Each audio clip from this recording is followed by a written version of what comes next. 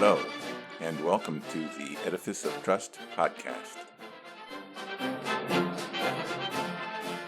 The Edifice of Trust podcast is a thoughtful discussion of today's current events from the perspective of America's founding principles. Hello, everyone. What are we supposed to do when the two major parties in our country have platforms that are even more loopy than the outlandish platforms of fringe parties like the Greens or independent candidates like Robert F. Kennedy Jr., or should I say former independent candidate and now potential cabinet member in a Trump presidency? Normally, I like the convenience of early voting. I can do it when I please, and there are rarely any lines. My wife prefers election day voting just in case there is some sort of October surprise that needs to be taken into account before casting one's ballot. This election, I think I will join her, but not because I fear an October surprise. What I fear is that either the MAGA Republicans or the progressive Democrats will sweep the elections and then proceed to implement their loopy ideas.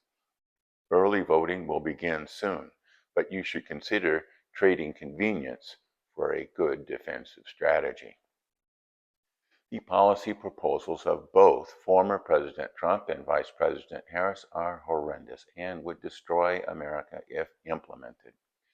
The economic proposals of both candidates came under scrutiny earlier this week when Joe Kernan, host of CNBC's Squawk Box, asked two former Council of Economic Advisors chairmen, Kevin Hassett, who served in the Trump administration, and Jason Furman, who served in the Obama administration, to defend the interventionist policies of the current presidential candidates. Despite the clear partisan bias of these two economists, they were hard-pressed to explain those policies. Mr. Hassett stated that Mr. Trump's proposals to impose across-the-board tariffs were actually reciprocal responses to the high tariffs of our trading partners. But they aren't reciprocal responses, but across-the-board tariffs of 10% plus additional tariffs on some free market scofflaws, such as China, of up to 60%. Mr. Hassett also felt that Mr. Trump would not be able to take over the Fed, even though he would like to do so. Mr. Furman, for his part, downplayed Ms. Harris's proposal to prevent price gouging as targeted and, quote, populism light, before quickly reverting to attacks on Mr. Trump's proposals. But Joe Kernan reminded Mr. Furman of Ms. Harris's statements about corporate greed, banning fracking, banning offshore drilling, and a litany of other far-left proposals that she is now trying to walk back. Mr. Furman's only defense, although pretty lame, was that Ms. Harris's proposals would require congressional approval, while Mr. Trump's ability to increase tariffs is within the authority of the president. But Chuck Schumer is seeking to undermine Mr. Furman's defense against Ms. Harris's policies by changing the nature of U.S. government to perpetuate the Democrats' hold on power for the foreseeable future. If the progressive left Democrats control the executive and legislative branches, we have clear indication of the type of agenda they intend to implement. We only need to look at what Vice Presidential candidate Tim Walz accomplished as Minnesota governor in just a few months once the Democrats controlled the state legislature and the governor's mansion. One of these so-called accomplishments was in 2023 when Governor Walz signed into law a requirement that Minnesota public schools institute a CRT-based liberated ethnic studies curriculum beginning in kindergarten.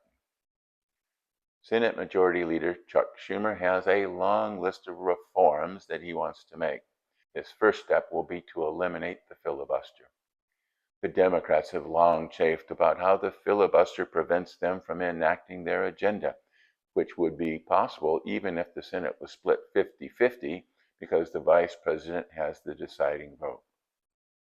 The filibuster requires either a landslide victory, as FDR had in order to enact the New Deal, or a broad bipartisan consensus that passed the Civil Rights Act. With the filibuster gone, the Democrats could make the District of Columbia and maybe even Puerto Rico states, each with 2 senators in order to consolidate their grip on power.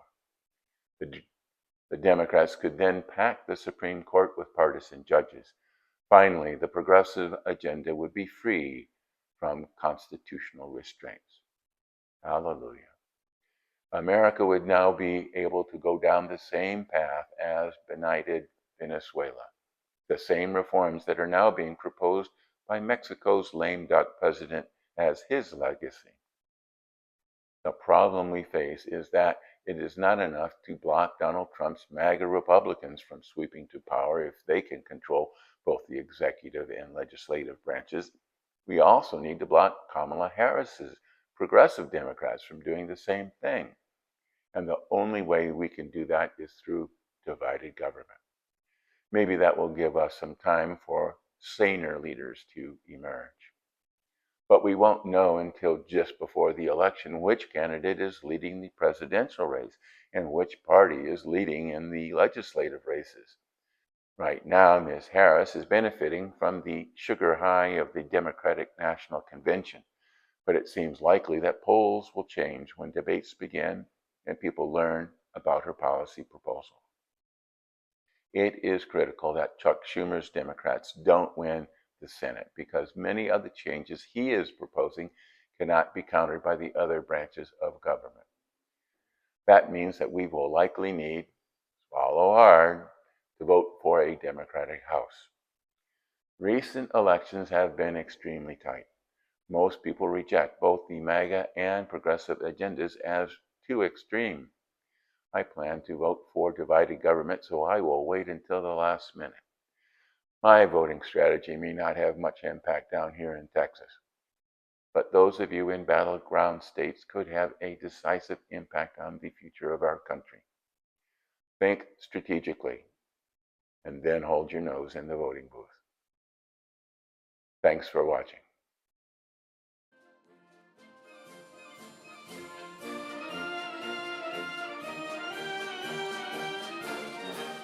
Links to source material used in preparing this podcast can be found on my website, www.edificeoftrust.com.